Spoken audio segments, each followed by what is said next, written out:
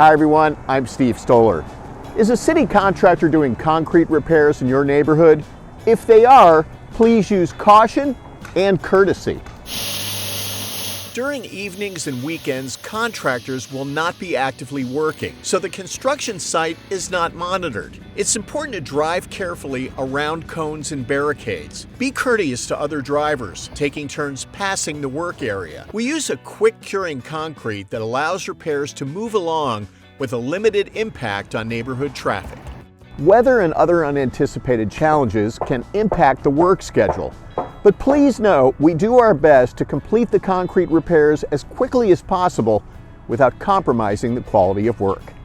We'll see you soon for another Stoller on the Street. Hey Plano, Steve Stoller here again. If you found this video helpful, be sure to hit the like button. This is the official City of Plano YouTube channel, so be sure to stay up to date by subscribing.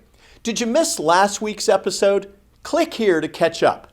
We'll see you for another Stoller on the Street.